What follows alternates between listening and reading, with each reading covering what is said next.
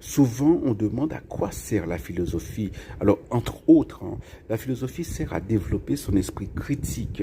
Et comme ça, on est à même de repérer des fautes qui se faufilent comme ça dans des articles, même des articles publiés dans les plus grands journaux du monde ou sur des sites internet très respectables.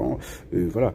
Et alors, l'Église fête, la chrétienté fête les 1700 ans du concile de Nicée qui s'est déroulé en l'an 325 après Jésus-Christ, évidemment.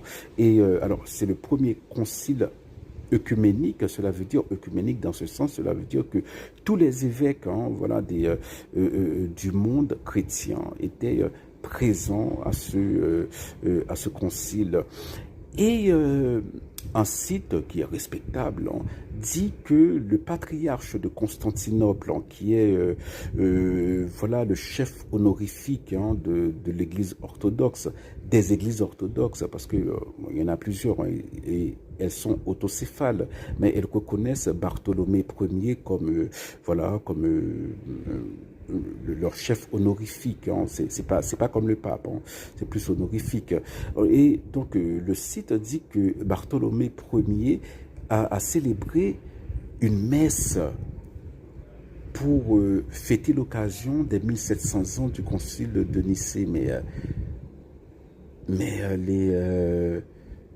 les orthodoxes n'ont pas de messe. La messe, c'est...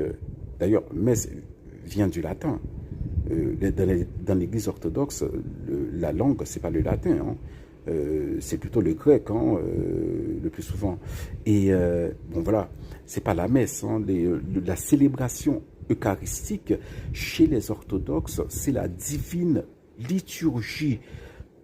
Dans l'Église latine, voilà, nous sommes, pour la plupart, voilà, du rite romain qui fait partie de l'Église latine. Nous disons messe pour désigner la célébration eucharistique.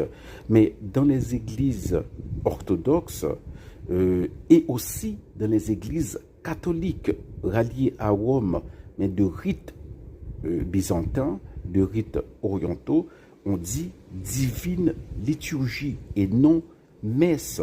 Donc dire que Bartholomée Ier célèbre une messe montre qu'on ne connaît pas l'histoire de l'Église, parce que la messe c'est l'Église latine, mais bon voilà.